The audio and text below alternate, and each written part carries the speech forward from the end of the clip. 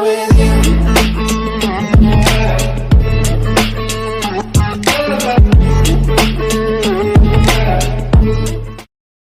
Selamat datang di channel saya Serangga Gatal.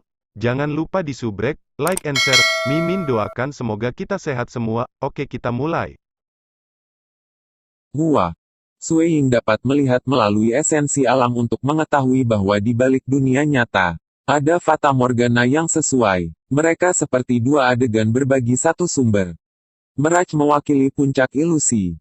Pencengkeraman True Meaning of Mirage mewakili langkah paling penting yang telah dilakukan Sui Ying sejauh ini. Setelah melewati gerbang ini, makna sejati Mirage masih dapat ditingkatkan lebih lanjut dengan mencapai alam tingkat kedua, alam tingkat ketiga, dan, pada akhirnya, memadatkan hati dewa sejati yang dikaitkan dengan Fata Morgana. Meski gitu, langkah pertama ini dalam memahami makna sejati Mirage akan membuatnya memiliki kekuatan jera yang sangat menakutkan. Ada pepatah tertentu di dunia dewa yang telah menyebar sejak lama tentang makna sejati ini. Seseorang lebih suka bertemu dengan seorang musuh yang telah meraih pegangan kelas 2 lainnya True Meaning daripada True Meaning of Mirage. Makna sejati Mirage lemah dalam hal kemampuan ofensif murni, sejauh itu bahkan lebih lemah daripada banyak dari 3 makna sejati kelas 3. Namun, kemampuannya untuk membentuk seluruh dunia menandakan puncak ilusi, dan itu berarti bahwa ahli yang mengendalikannya dapat membunuh siapapun. Mampu tetap tidak ditemukan ketika membunuh seseorang di dalam Fata Morgana. Perkataan seperti itu tidak dibesar-besarkan sama sekali. Dunia di sekitar sosok Sui Ying tiba-tiba berputar. Tubuhnya kemudian menghilang dari dunia nyata saat memasuki Fata Morgana. Fata Morgana. Itu mirip dengan cermin dari dunia nyata. Itu terlihat persis sama, namun satu pemikiran Sui Ying dapat mengubah segalanya di dalamnya. Ini sangat menarik. Sui Ying berjalan sendirian dalam Fata Morgana yang tak terbatas ini. Dia mendekati sisi pria logam konstruksi hitam itu dan menamparkan wajahnya. Telapak tangannya kemudian menembus Mirage ke dunia nyata saat menamparkan wajahnya dengan pa. Ah, ini teknik ilusi, teknik ilusi. Laki-laki logam hitam membangun dengan panik menyerang ke segala arah.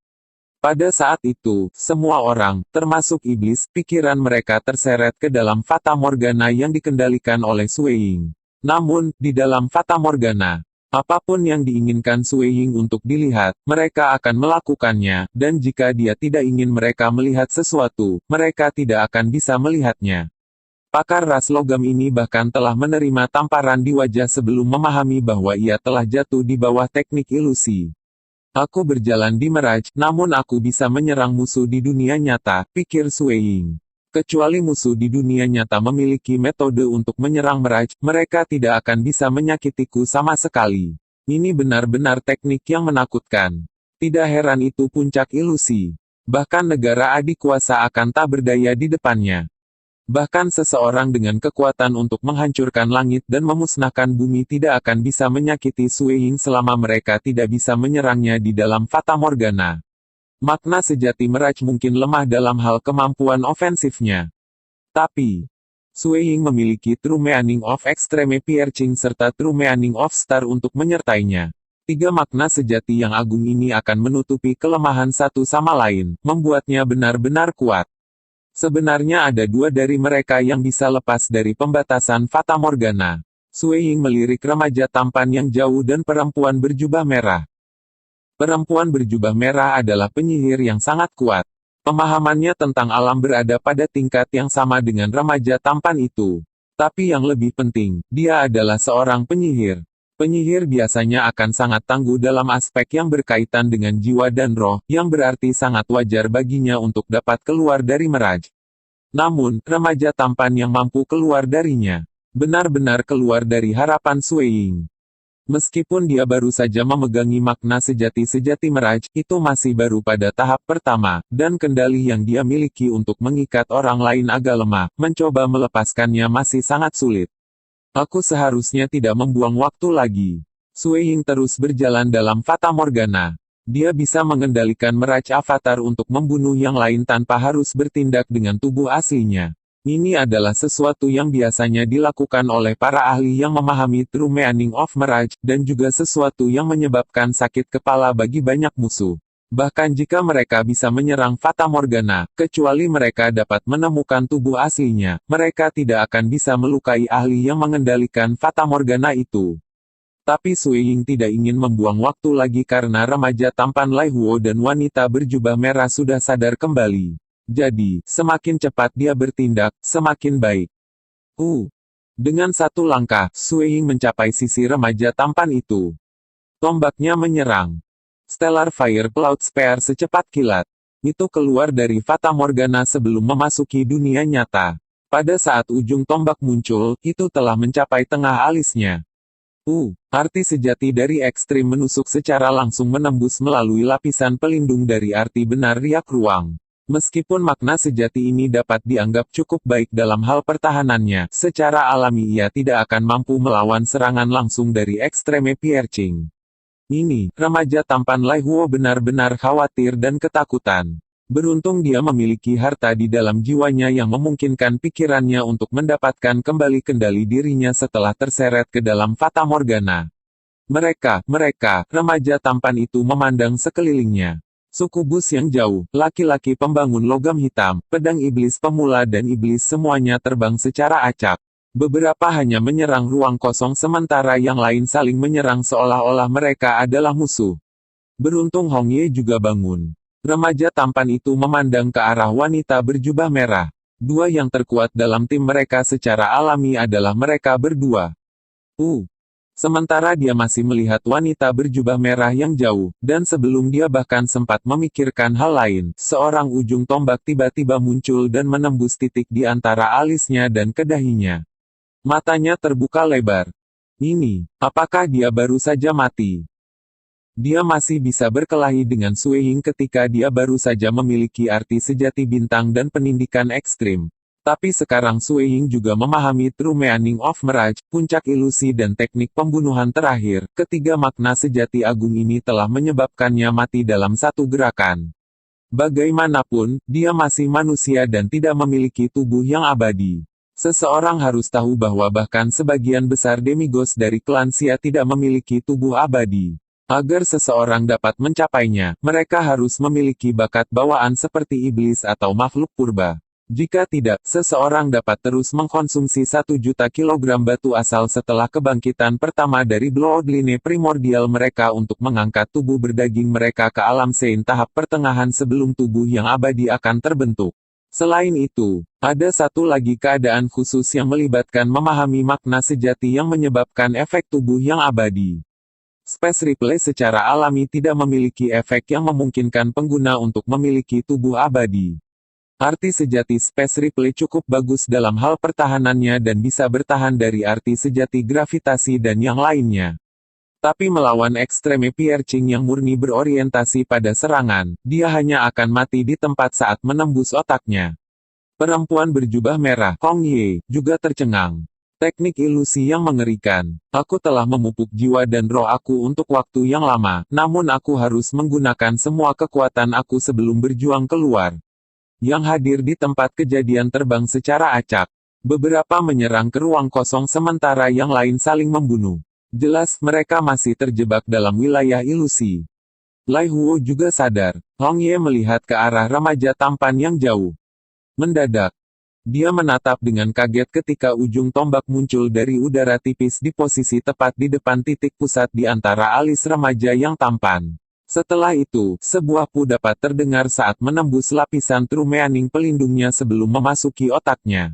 Pemimpin mereka yang luar biasa, Lai Huo, telah meninggal. Pada saat yang sama, sebuah pesan ditransmisikan ke dalam pikiran perempuan berjubah merah, laki-laki pembangun logam hitam, dan pedang iblis pemula. Kesulitan misi telah meningkat. Kesulitan misi telah meningkat. Kecelakaan terjadi. Kesulitan misi saat ini telah ditingkatkan ke peringkat mimpi buruk. Ketika mereka berjalan melalui jutaan dan jutaan dunia untuk dilatih, para anggota kuil temporal memahami satu aturan, tidak pernah sembrono. Jangan pernah menganggap misi biasa. Lagi pula, kesalahan memprovokasi keberadaan yang menakutkan akan menyebabkan kesulitan misi tiba-tiba meledak. Dan dengan kesulitan misi yang meledak, jika mereka berhasil menyelesaikannya, penghargaan mereka juga akan meningkat. Tapi jika mereka gagal, itu akan sangat disayangkan. Dengan demikian, mempertaruhkan hidup mereka pada saat-saat ketika mereka memiliki kepastian menyelesaikan misi demi mendapatkan harta adalah baik-baik saja. Tapi jika mereka tidak memiliki kepastian untuk menyelesaikannya, ledakan kesulitan hanya akan mencekik hidup mereka. Peringkat mimpi buruk. Sebelumnya, misi ini hanya mendapat peringkat kesulitan saja. Dalam keadaan normal, lebih dari setengah anggota akan bertahan hidup. Adapun misi dari kesulitan yang lebih tinggi dari itu, peringkat neraka, seseorang akan bertahan hidup dari 10. Tapi masih ada kesulitan lain yang bahkan lebih tinggi, peringkat mimpi buruk. Dalam misi peringkat mimpi buruk, tidak akan ada yang selamat. Bagaimana mungkin? Peringkat mimpi buruk. Petik 2. Kita celaka. Aku baru saja terpilih sebagai anggota kuil temporal, namun misi pertama yang harus aku lakukan adalah dari peringkat mimpi buruk. Ini, bukankah ini bermain dengan hidupku? Rookie SWAT Devil merasa cemberut. Dia tidak mendapatkan kesempatan untuk menunjukkan kekuatan tempurnya sejak pertempuran dimulai, dan sekarang kesulitan misi telah ditabrak peringkat mimpi buruk. Kuil temporal biasanya akan menetapkan misi peringkat neraka paling banyak, karena mereka setidaknya memiliki peluang kecil untuk diselesaikan. Adapun misi peringkat mimpi buruk, mereka hanya akan muncul karena beberapa keadaan yang tidak terduga. Pangkat mimpi buruk, ini sebenarnya misi pangkat mimpi buruk. Melihat remaja tampan yang jauh ditusuk di dahinya, perempuan berjubah merah merasakan kedinginan di dalam hatinya. Tanpa ragu-ragu, dia mengeluarkan jimat kertas merah yang memungkinkan energi roh meresap ke jejak ruang waktu di dalam lengannya. Hilang, aku kehilangan misi ini. Segera kembali. Segera kembali. Weng. Undulasi misterius dan luas dalam ruang waktu turun dan menyelimuti perempuan berjubah merah. Anak muda berjubah hitam yang berjalan keluar dari Fata Morgana tidak lain adalah Sui Ying. Dia mengerutkan kening pada wanita berjubah merah yang diselimuti oleh undulasi ruang waktu di depannya. Dongbo Sui Ying, aku akan mengingatmu. Aku berharap kita akan bertemu lagi di dunia dewa. Mulut wanita berjubah merah bergerak, namun tidak ada suara yang bisa ditransmisikan keluar. Matanya dipenuhi dengan keengganan. Harga jimat kertas merah itu benar-benar menakutkan. Dia telah memperdagangkannya dengan harta dewa yang diterima dari gurunya. Jenis jimat memungkinkannya untuk kehilangan dan meninggalkan misi setengah jalan, selama dia belum memasuki dunia demigod. Dengan demikian, makalah ini mewakili kehidupan lain. Dia masih tega membayar harga untuk menyerahkan misi.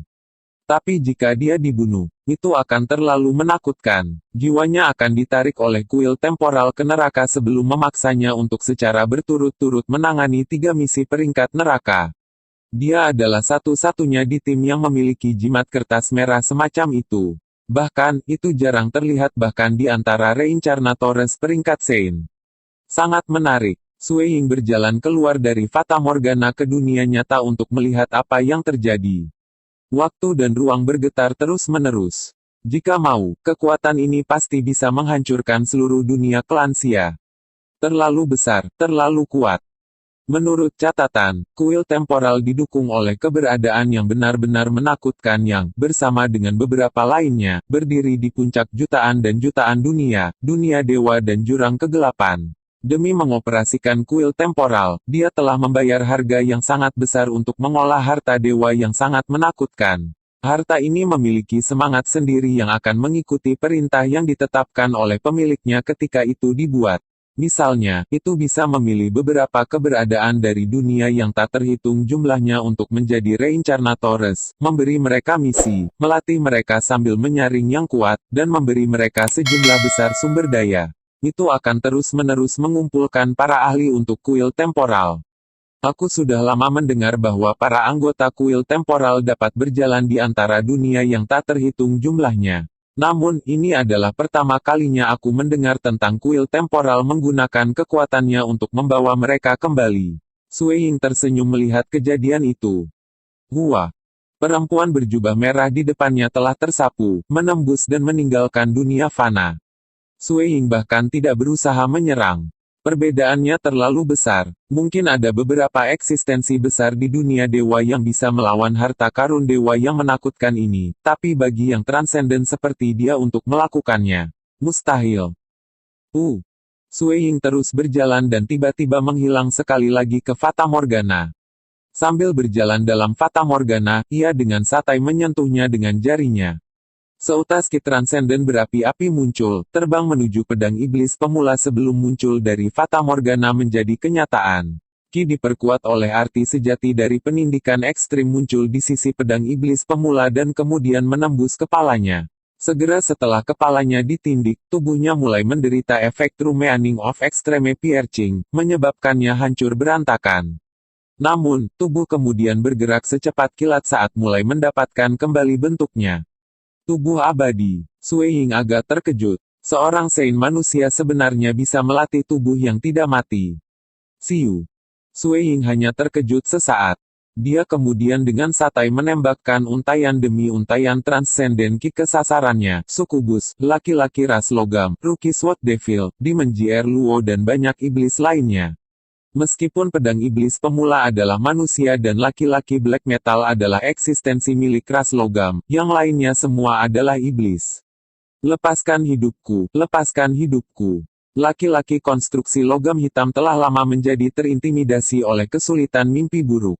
Jiwanya berteriak, aku tidak berani menjadi musuh dari Tuan yang hebat ini, luangkan hidup aku. Tuan Dongbo Sui Ying yang hebat, luangkan hidupku, aku telah dipaksa ke dalam misi ini. Tubuh Sukubus telah berusaha semaksimal mungkin untuk memperbaiki dirinya sendiri setelah pecah. Jiwanya juga memohon pengampunan, selama Tuan yang hebat ini menyelamatkan hidup aku akan melakukan apa saja untuk kamu. Aku seorang Sukubus, ras paling berpengetahuan dalam melayani orang lain. Aku bersedia menjadi budak kamu. Selama waktu yang ditentukan untuk misi tercapai, mereka akan diambil paksa.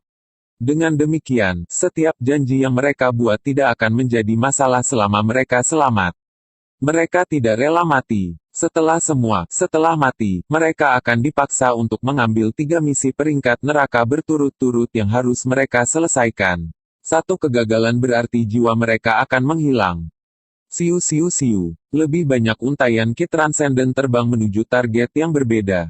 Sui Ying menatap mereka dengan dingin. Mengampuni hidup mereka. Iblis-iblis itu membantai manusia dengan impunitas. Siapa yang akan menyelamatkan hidup mereka? Reincarnator kuil temporal ini tanpa ragu menyerangnya. Siapa yang akan menyisihkan hidupnya jika ia kalah? Mereka yang berani menyerangnya harus menghadapi konsekuensi. Extreme Piercing. Sui Ying sendiri terkejut dengan serangannya. Kekuatan ofensifnya benar-benar terlalu kuat. Seandainya aku menggunakan True Meaning of Star aku untuk menyerang, aku takut bahwa aku akan membutuhkan lebih dari 1000 serangan untuk membunuh mereka.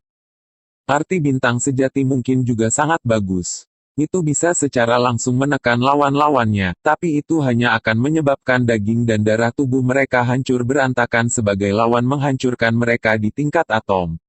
Penghancuran pada tingkat atom adalah sesuatu yang sulit untuk pulih dari tubuh yang abadi. Selama itu dihancurkan sekitar 8 hingga 10 kali berturut-turut, seluruh kekuatan hidup mereka akan habis. Manusia, mari bertarung berhadapan muka jika kamu berani. Tubuh JR Luo berusaha sebaik mungkin untuk memperbaiki dirinya sendiri ketika jiwanya menggeram pada Sui Ying. Sangat disayangkan bahwa Sui Ying tidak peduli tentang dia, juga tidak akan membuang waktu. Akhirnya, iblis serta Sukubus, pria ras black metal dan pedang iblis pemula semuanya kembali ke kehampaan. Semuanya mati. Sui Ying memandang ke arah kekosongan di sekitarnya, melihat sejumlah besar harta yang jatuh dari udara. Ini adalah barang-barang yang ditinggalkan oleh iblis dan reincarnator. Di bawah arti sejati dari penindikan ekstrim, beberapa harta yang lebih lemah telah hancur menjadi berbagai jenis bahan transenden. Itu akhirnya berakhir. Sui Ying berdiri di Fata Morgana melihat pemandangan di depannya. Dia merasa agak santai. Dia telah menyelesaikan misinya menyerang markas iblis. Meskipun ada 2 pangkalan iblis lain yang belum dia razia, para jenderal iblis pasti sudah menerima tip dan mengingat tim yang tersisa. Weng gelombang. Sebuah gelombang di ruang waktu menyapu jiwa Sukubus dan 2 lainnya, mengirim mereka ke neraka abis yang jauh untuk mengalami misi peringkat neraka yang kejam. Setelah itu, untayan yang berfluktuasi mencapai Sui Ying. Transenden Dongbo Sui Ying dari klan Xia.